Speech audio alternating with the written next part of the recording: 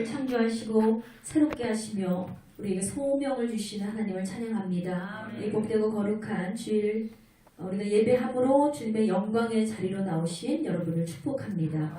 우리의 삶 가운데 예배가 살아야 나라와 민족이 그리고 가정이 살 수 있습니다. 또 예배가 살아야지만 우리의 영혼이 살아날 수 있습니다. 이 시간 우리의 예배를 주님께서 친히 주관하여 주시고 간섭하여 주셔서 귀한 은혜와 감동의 시간 되기를 주님의 이름으로 축원드립니다. 자, 양옆 좌우에 계신 분들과 인사 나누겠습니다. 하늘의 문은 열렸습니다.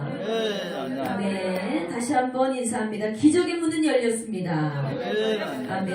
여러분의 입술의 고백대로 하나님께서 응답하실 줄 믿습니다. 저는 오늘 열왕기하 20장 1절에서 7절까지 말씀을 중심으로 기도는 응답의 키워드이다. 기도는 응답의 키워드이다. 라는 제목으로 은혜를 나누고자 합니다. 어느 가정에 딸만 6을 둔 딸부자 가족이 있었습니다. 어느 날 엄마가 자기 친구로부터 아주 예쁜 인형을 하나를 선물을 받았어요. 근데 문제가 생겼습니다. 딸아이는 6명이나 되는데 인형은 하나밖에 없는 거예요. 그래서 엄마가 고민을 했어요. 과연 이 인형을 어떤 딸에게 주면 좋을까?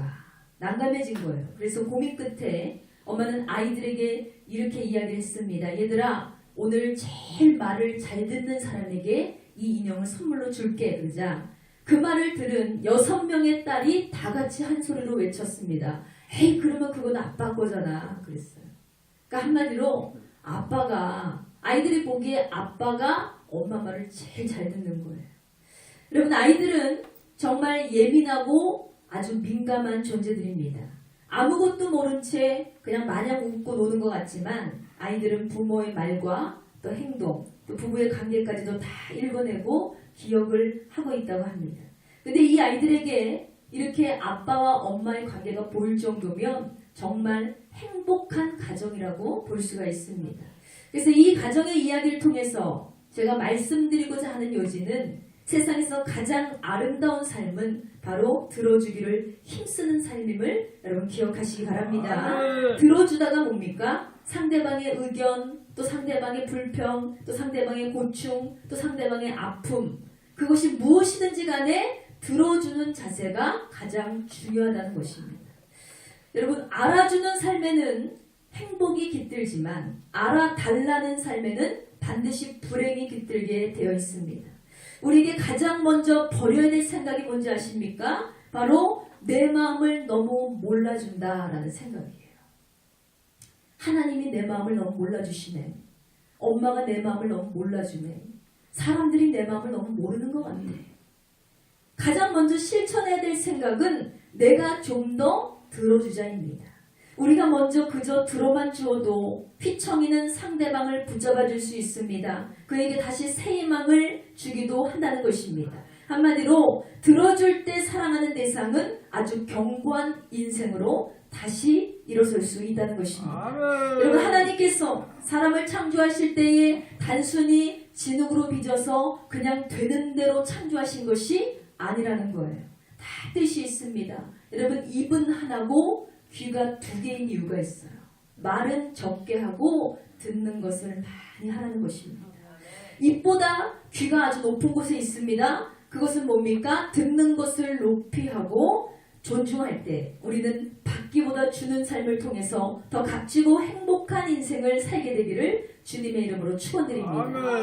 자, 오늘 여호와 하나님께서 이 수많은 속성이 있으신데 하나님의 속성 중에 가장 영광스러운 한 가지는 바로 이렇게 들어주심에 있다는 거예요.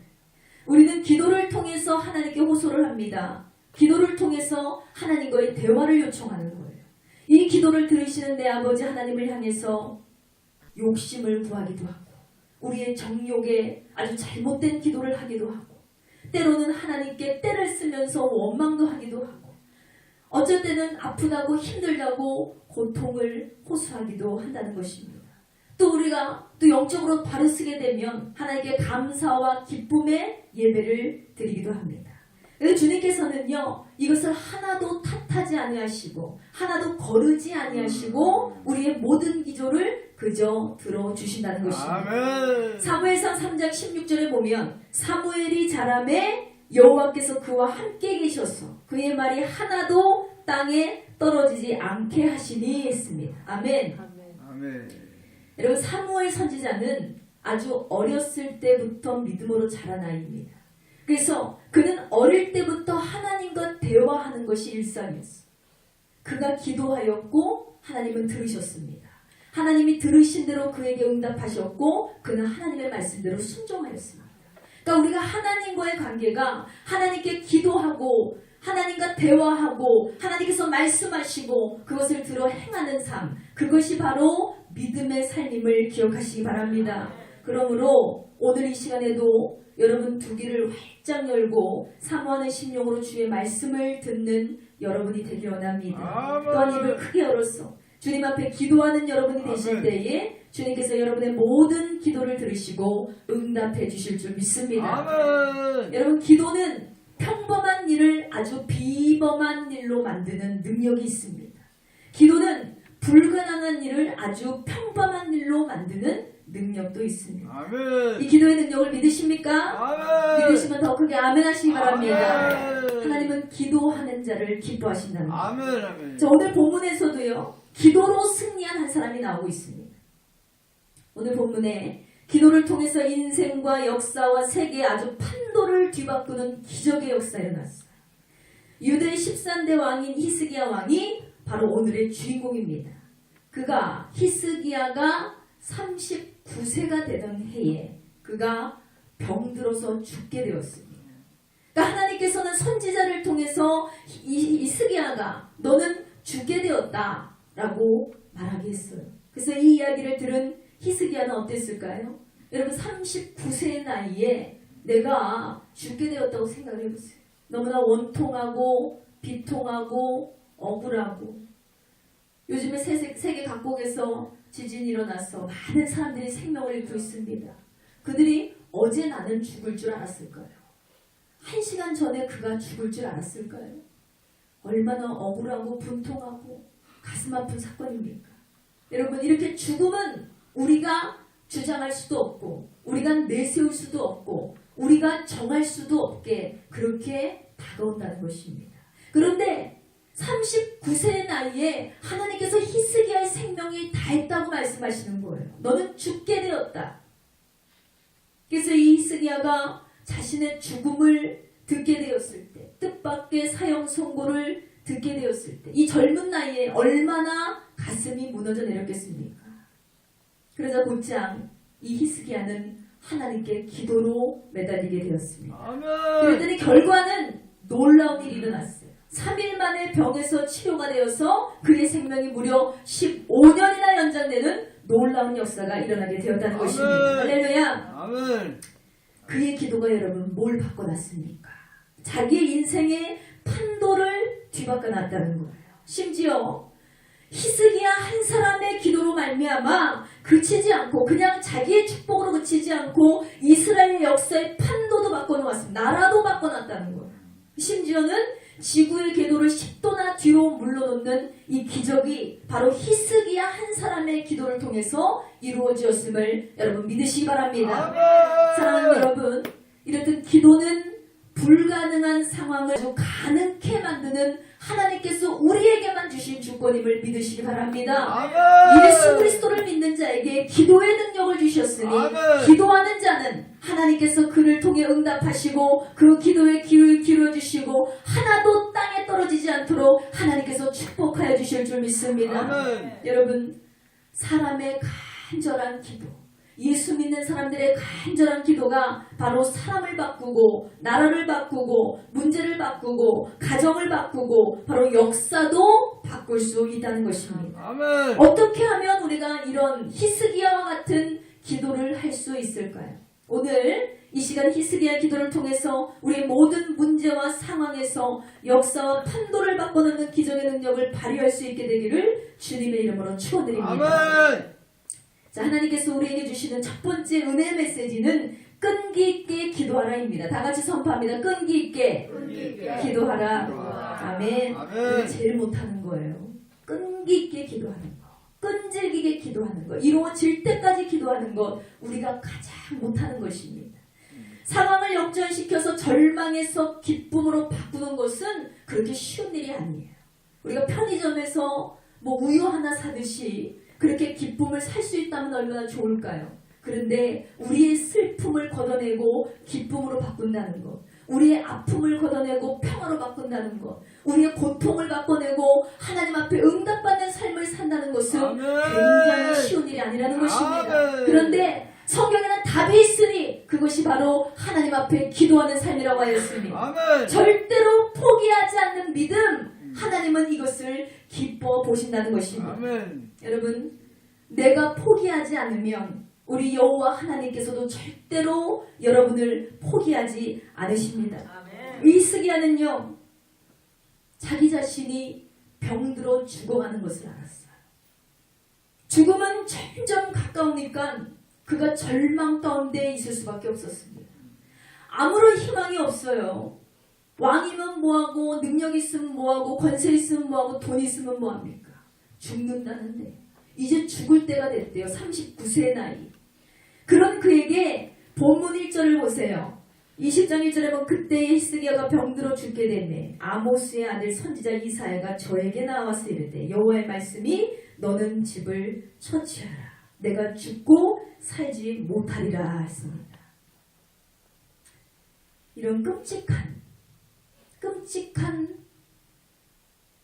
말씀이 자기에게 주어졌어요.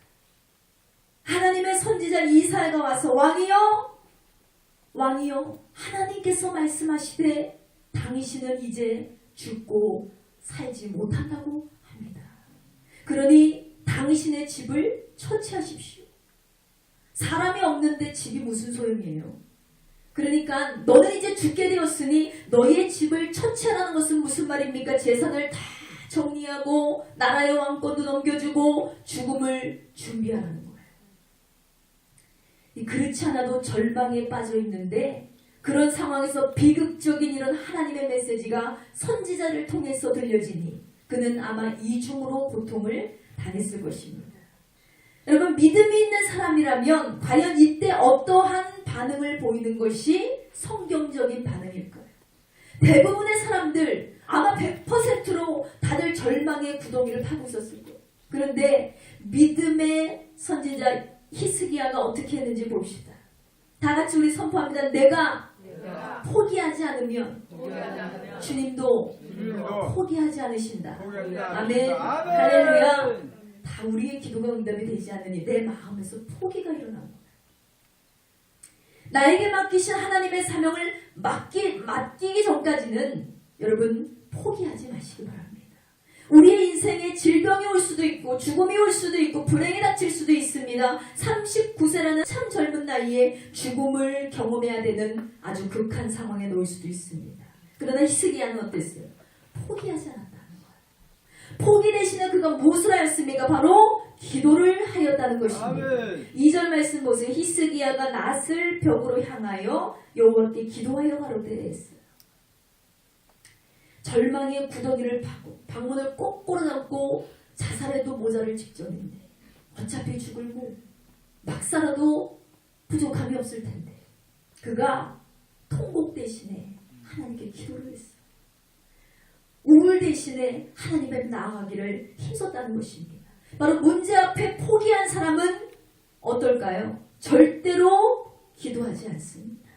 기도하지 않는다는 것은 그 문제를 포기했다는 뜻이에요. 포기하지 않으면 또 어떻게 해요? 기도합니다. 이것이 믿음이에요. 하나님 아버지, 내가 절대로 하나님을 신뢰하고 주님의 능력을 의지함으로 기도하며 간구합니다. 하나님, 나의 문제를 해결하여 주시옵소서. 우리의 가정을 책임져 주시고 하나님 응답하시고 나의 질병을 치료하시고 하나님 절대적으로 나를 붙잡아 주시옵소서. 이것이 바로 여러분 믿음이라는 거예요. 하나님께서는 자기를 믿는 자에게 그 뜻을 펼쳐 주신다는 것입니다. 여러분, 어떤 사람이 여러분을 아주 굉장히 의심해요. 그 사람을 사랑할 수 있겠습니까? 그 사람에게 잘해줄 수 있을까요? 하나님께서도 자신을 믿는 자에게 복을 주신다는 거예요. 그럼 포기하지 않고 하나님을 믿는 자에게는 역사를 뒤어 바꿔서라도 하나님께서는 그를 축복하신다는 사실을 믿으시기 바랍니다. 아멘. 서양 속담에 포기하지 않는 개구리가 버터를 만든다라는 말이 있어요. 개구리 2마리가 우유통에 빠졌어요. 한 마리는 빠지자마자 낙심을 해버렸어요. 아니 우유에 빠졌더니 미끄덩하니 절대로 이게 움직여지지가 않는 거예요. 살아나갈 수가 없겠구나. 그런 이 절망에 빠져버리니까 금방 마음이 절망하고 생각이 절망하고 포기해버리니까 이게 벌써 금방 그 우유통에 빠져 죽어버리는 거예요. 죽었습니다. 근데 다른 개구리는 포기하지 않고 열심히 다리를 쥐었습니다. 계속해서 휘젓고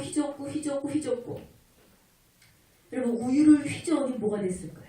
버터가 됐다는 거예요. 액체인 우유가 고체인 버터로 변하니까 이 개구리에게 디딜 땅이 생겼다는 것입니다.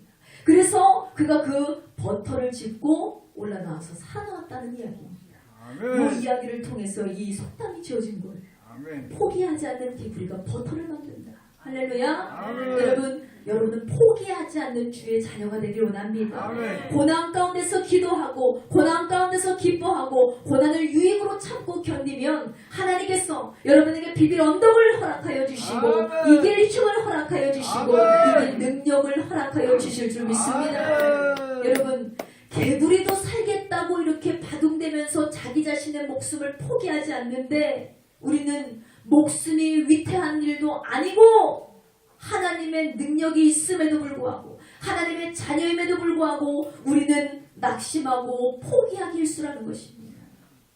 포기하지 않는 자만이 기적을 체험함을 기억하시기 바랍니다. 아멘. 사랑하는 여러분, 문제 앞에 포기하는 자는요 비겁한 자예요. 포기하는 자는 한마디로 믿음이 없는 자입니다. 기적은 포기하지 않고 믿음으로 기도하는 자에게 다가옴을 믿습니다. 내 앞에 절망이어도 여러분 절대로 포기하지 마시기 바랍니다. 아멘. 내 앞이 캄캄하여도 절대로 포기하지 마시기 바랍니다. 여러분을 도울 자가 없어도 절대로 낙심하지 마시기 바랍니다. 아멘. 다만 우리가 걱정할 시간에 뭘 해야 돼요? 하나님 앞에 기도를 해야 될 줄 믿습니다. 아멘. 하나님께 나와서 호소해야 될 줄 믿습니다. 그곳이 골방이어도 괜찮아요. 기도하는 장소가 걸어가는 그냥 버스 정류장에도 괜찮습니다. 하나님께서는 나의 믿음 때문에 나의 생각도 바꾸시고 나의 믿음 때문에 나의 기도로 말미암아 하나님 응답도 바꿔주신다는 거예요. 하나님께서 이렇게 생각하시겠죠. 저 딸이 믿음이 없었는데 저 믿음이 너무나 연약하였어. 기도도 안 하고 믿음도 없어가지고 내가 선물을 주고 싶어도 줄 수가 없는데 이상하네. 제가 낙심했는데도 기도를 하는구나. 제가 절망 중에도 저 상황에도 하나님을 붙잡고 나를 붙잡고 호소하는구나. 그러니 내가 10년 후에 줄 것 같았던 이 축복을 지금 줘야겠다. 하나님의 계획도 우리의 기도로 바꿀 수가 있다는 것입니다. 여러분 능력의 아버지를 움직이는 기도를 하시기 바랍니다. 하나님을 감동시키는 기도를 하시기 바랍니다. 자, 오늘 이 시간 기적을 체험하기 위해서 우리에게 주시는 두 번째 메시지는 오직 하나님만 바라보자입니다. 아멘. 다 같이 선포합니다. 오직 하나님만 하나님만 바라보자. 바라보자. 아멘. 아멘. 문제가 있을 때 우리는 원인을 찾으려고 노력을 합니다. 이때 자기를 성찰하는 자세가 있어야 된다는 거예요. 기도라는 것은 하나님 앞에 나 자신을 비춰보는 행위입니다. 그죠? 하나님 주세요 해주세요 때를 쓰는 것이 아니라 기도라는 것은 하나님 내가 무엇을 잘못했는지 하나님 뜻대로 행하지 않은 것이 무엇인지 과연 하나님의 뜻은 무엇이고 하나님의 계획은 무엇이고 하나님 나를 어떻게 인도해 가실 것인지 하나님 앞에 나를 한번 비춰보는 거예요.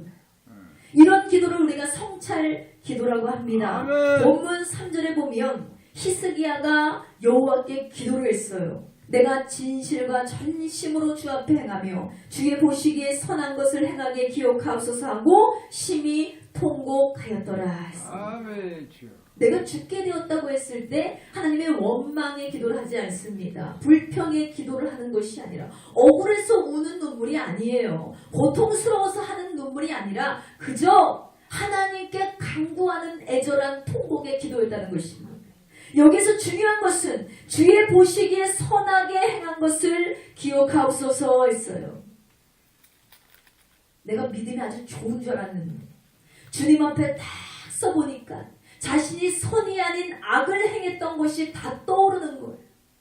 그러니 심히 통곡할 수밖에 없어. 너무나 내가 하나님 앞에 서니까 너무나 죄인이라는 거죠. 너무나 연약한 자였다는 거죠. 여러분, 하나님 앞에 진실하게 서면 자신의 감춰졌던 모순이 보이게 된다는 것입니다. 하나님 보시기에 자기를 성찰하면 허물이 보이게 되어 있다는 거예요. 그러면 히스기야와 같이 그 죄를 고하고 우리가 통곡하지 않겠습니까? 진정으로 하나님 앞에 진실로 선 자는요, 그저 강구에만 집중하는 것이 아니라 하나님께 회개하며 나아가는 자임을 믿으시기 바랍니다.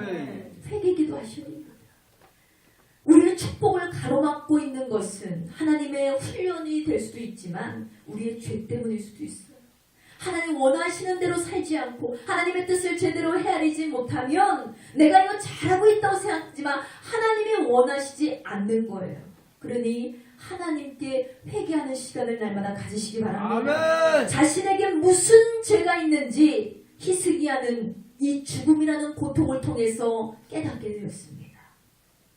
보니까 성경에 보니까 애굽이라는 나라는 이스라엘과 정반대의 적의 나라입니다. 그런데 히스기야가 왕이 되고 나서 애굽과 동맹을 맺어버렸어요. 애굽과 형제를 맺었다. 적과의 동침이라고 하잖아요. 히스기야는 애굽과 동맹을 맺어서 하나님의 말씀에 불순종을 했다는 거예요. 이런 죄가 있었습니다. 그에게 죽음이 다가오지 않았더라면 그가 깨닫지 못했어요. 이것을 죄인지 인식했을 텐데 그가 이 죽음이라는 절박한 고통을 맞이했을 때 하나님께 눈물로 회개하며 통곡하였을 때 하나님이 깨달음을 주시사 내가 너에게 애굽과의 동맹을 맺지 말라고 하지 않았느냐. 불순종한 죄가 드러나더라는 거예요. 이렇듯이 오직 하나님만 바라보는 자가 나의 문제를 제대로 바라볼 수 있게 되기 원합니다.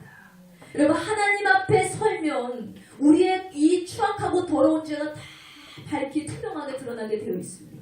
그래서 이것을 자기 성찰이라고 하는데 자기 성찰을 잘하는 자가 바로 회개도 잘하고 회개를 잘하는 자가 감사도 잘하고 감사를 잘하는 자가 하나님 앞에 겸손하고 겸손한 자가 하나님 앞에 순종하고 기도하는 자녀가 될 줄 믿습니다. 아멘. 미국의 유명한 가수이면서 라디오 방송인으로 아주 크게 활약을 했던 에디 칸토라는 사람이 있습니다. 그는 소위 성공을 위해서 아주 정신없이 달리는 아주 전형적인 미국 청년이었어요. 앞뒤를 가릴 것 없이 열심히 살았습니다. 열심히 공부했고 열심히 일했고 그저 그는 목표가 성공이었습니다. 그러던 어느 날 그는 시골에 계신 어머니로부터 한 줄밖에 되지 않는 아주 짧은 편지를 받게 됩니다. 그가 성공한 후에 그의 고백 중에 자신의 어머니의 충고를 내가 잘 받아들인 결과로 내가 이만큼의 성공을 할 수 있었노라는 고백을 했습니다. 그 어머니의 편지에는 이렇게 적혀 있었어요. 너무 빨리 달리지 마라. 그렇게 하면 주변의 좋은 경치도 다 보지 못하고 그냥 지나간다. 이 말을 듣고 그는 자신을 돌아보게 되었고 너무 급하게 성공을 향해서 달리기보다는 한 주 한 주 하루하루를 값있고 귀하게 여기는 복된 삶을 살게 되었다는 것입니다. 빠르다고 여러분 좋은 게 아니에요. 느린 것도 때로는 복이 될 수 있습니다. 급하게 먹으면 체한다고 했어요. 하나님의 방법대로 하나님의 때에 여러분이 잘 되는 것이 중요하지 뭐든지 우리가 빨리빨리 한다고 해서 빨리 이루어지고 빨리 되고 모든 것이 그렇다고 해서 다 형통하지 않다는 거죠. 여러분, 히스기야가 낫을 벽으로 향하고 기도를 했다라는 이 말씀이 나와 있는데 성경에 이 기도는 무엇입니까? 예루살렘 성전만 바라보고 벽만 바라보고 기도했다. 이것은 바로 아무도 보지 않았다. 아무도 의지하지 않았다는 뜻을 갖고 있습니다. 사람도 만나지 않아요. 사람의 말도 귀 기울이지 않아요. 오직 하나님만 바라보았다는 것입니다. 하나님만 볼 때 자신이 보이게 되어 있습니다. 우리는 가끔 아주 자주 이 사람으로부터 받는 인정과 위로를 기대하게 될 때가 있습니다. 힘들 때, 어려울 때, 낙심될 때 특별히 우리는 사람을 의지하게 되어 있다는 거예요. 그래서 부모에게 고충을 늘어놓고 친구를 만나서 위로를 요구하고 누군가를 붙잡으면서 나를 좀 알아달라고 우리는 떼를 쓰게 되어 있다는 것입니다. 그런데 여러분 경험하셨겠지만 사람을 의지하고 믿고 따를수록 어떻게 보면 더 상처를 받을 때가 더 많습니다. 하나님께서는요, 가끔 우리에게 이렇게 정상적인 길, 우리가 삐뚤어질 길로 가는 우리를 붙잡아 주셔서 우리를 정상적인 길로 가게 하시기 위해서 이 고난이라는 트랙을 사용하실 때가 있다는 것입니다. 바로 하나님께서는 우리에게 회개를 통해서 힘겨운 문제를 해결하게 하는 그런 길을 열어주실 때가 있다는 것입니다. 사랑하는 여러분, 환경을 바꾸고 상황을 바꾸기 위해서는 여러분의 문제의 원인을 찾으셔야 돼요. 과연 이 문제의 원인이 무엇인가? 이것이 죄 때문인가? 불순종 때문인가? 기도하지 않아서인가? 내 멋대로 해서인가? 아니면 원수막이 사탄이 내 축복을 가로막는 행위인가? 여러 가지 이유가 있을 수 있어요. 기도하지 않으면 어찌 영을 분별할 수 있겠습니까? 어찌 우리가 이 모든 것을 판단하고 알아갈 수가 있겠습니까? 하나님께서 기도를 통해서 우리의 길을 열어주시지 않으면 우리는 스스로 해결할 수가 없다는 것입니다. 하나님은 자기 앞에서 우리 스스로가 돌아보기를 원하신다는 것입니다. 그런 그리스도인 될 때에 주님의 창조적인 축복이 우리 안에 임하게 될 줄 믿습니다. 자, 마지막 세 번째, 우리가 어떻게 기도하며 간구해야 기적을 체험할 수 있을까? 자, 다 같이 선포합니다. 애통하며 기도하자. 아멘. 여러분, 그냥 기도하는 게 아니에요. 애통하며 간절히 기도해야 될 줄 믿습니다. 자, 3절에 보면 히스기야가 어떻게 기도했다고 했어요? 심히 통곡하더라 했습니다. 히스기야 왕의 기도는 눈물의 기도였어요. 통곡하고 기도하고 부르짖고 기도했다는 것입니다. 히스기야는 뭐예요? 자신의 직분이 왕이었습니다. 왕이기 때문에 사람들에게 위엄을 지키고 권위를 지키고 나라를 통치하는 일을 했기 때문에 그의 권세가 말도 못했다는 거예요. 그런데 지금 다 죽게 된 마당에 무슨 체면이 뭐가 있어요? 자기의 권세가 무슨 의미가 있겠습니까? 내일 모레 죽는다는데. 그러니 이 히스기야는 왕의 체면도 버리고 자신의 신분도 접어두고 그저 어린아이 같은 심령으로 하나님께 간절히 기도하면서 애통의 눈물의 기도를 드렸다는 것입니다. 이사야서 38장 14절 말씀에 히스기야 왕의 기도하는 모습이 아주 시적으로 잘 표현되고 있습니다. 이사야서 38장 14절입니다. 나는 제비같이 학같이 지적이며 비둘기같이 슬피 울며 나의 눈이 쇠하도록 앙망하나이다. 그랬어요. 아멘. 여러분, 이 나라가 변화되는 것도 여러분의 기도에 달려있음을 믿으시기 바랍니다. 우리 은혜교회가 부흥되고 축복받고 복되게 쓰임받는 것도 여러분의 기도에 달려있는 거예요. 여러분의 가정의 변화도 여러분의 입술에 달려있음을 믿으시기 바랍니다. 기도는 인간을 변화시킬 수 있어요. 사람은 변하지 않잖아요. 그런데 기도는 사람을 변화시키고 인생도 변화시키고 나라도 변화시키고 가정도 변화시키고 질병에서 자유를 얻고 생명을 얻게 하는 놀라운 역사를 일으킨다는 거예요. 기도는 바로 불가능을 가능케 하는 그러한 역사가 있는 줄 믿습니다. 안타까운 것은 요즘 그리스도인에게 이 기도의 간절함이 식어져 버렸어요. 식었죠. 메말라 버렸어요. 아주 땅이 갈라지듯이. 그저 우아하고 고상한 교인들을 참 좋아합니다. 교회에서 내가 소리내서 기도한다는 것은 수치라고 여기는 사람들이 많아요. 왜냐? 사람들이 내 문제를 듣고 나의 아픔을 알고 이것은 수치스러운 거 아니야? 중보기도 요청도 하지 않아요.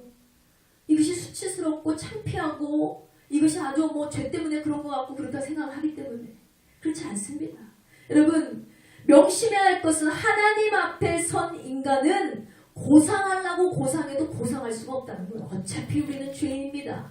하나님 앞에 우리는 너무나 연약한 피조물에 불과하다는 것입니다.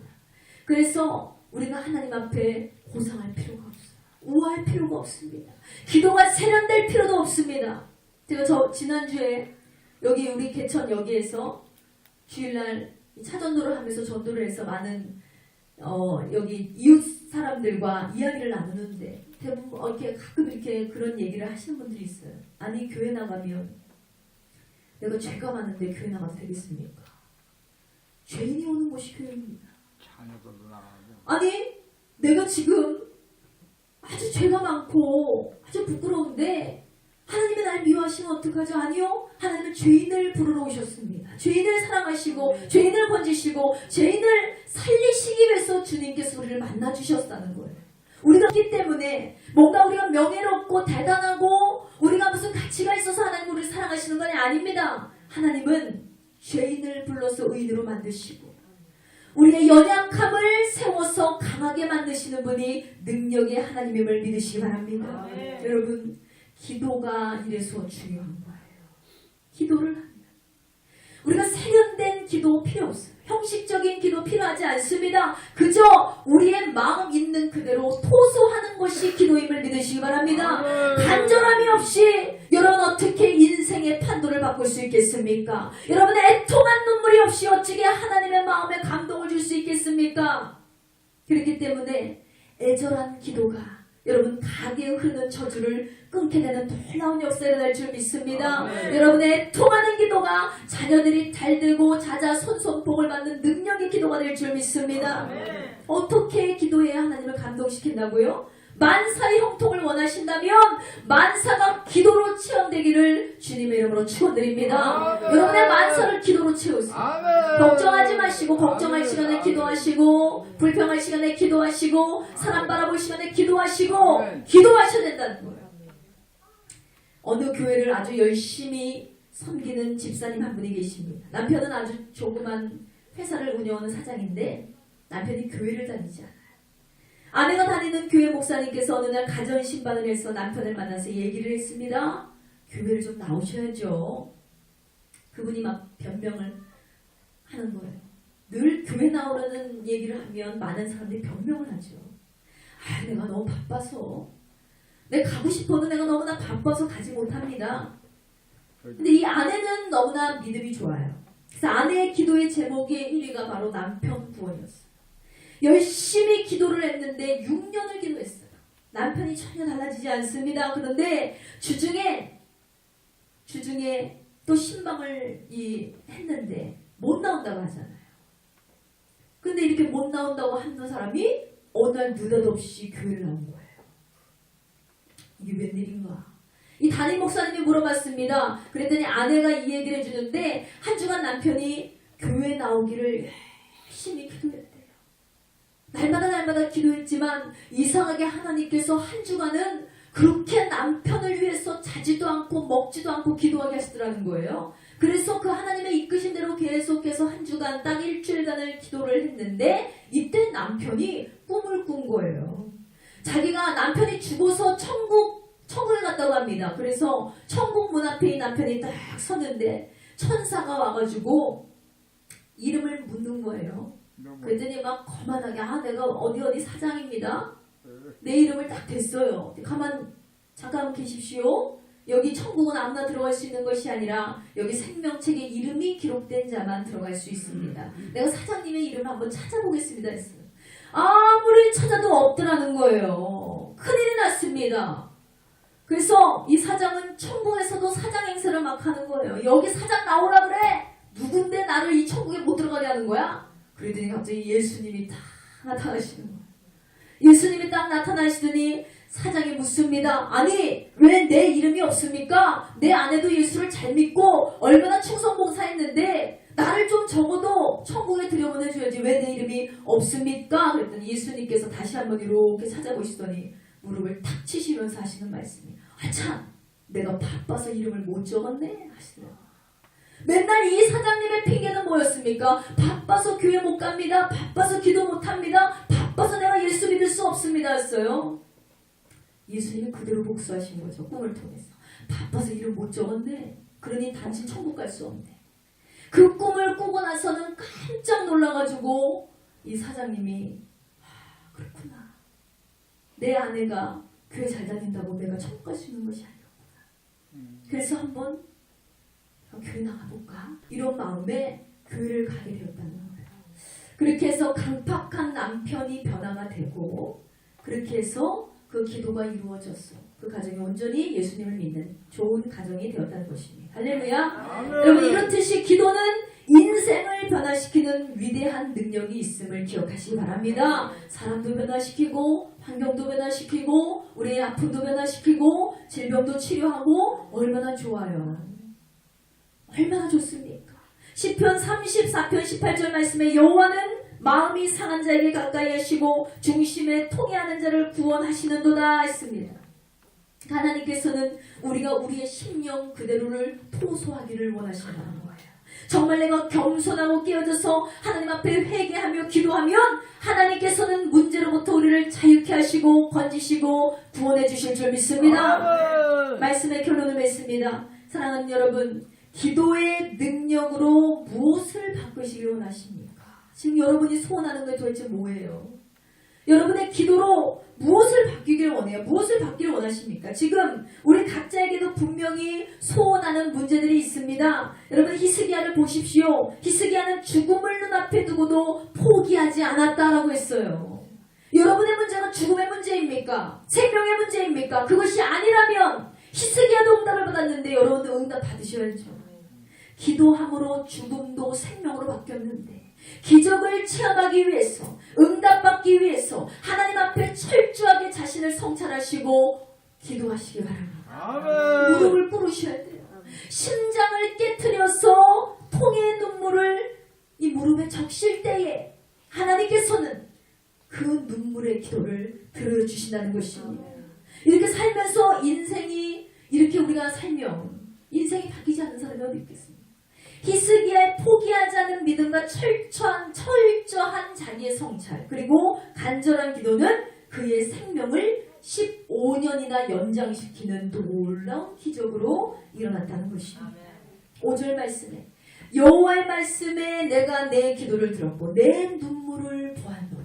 내가 너를 낫게 하리니 내가 3일 만에 여호와의 전에 올라가겠고 내가 내 날을 15년을 더할 것이라 했습니다. 할렐루야. 하나님의 계획은 그가 지금 죽는 거예요. 39세에 죽어야 마땅한 거예요.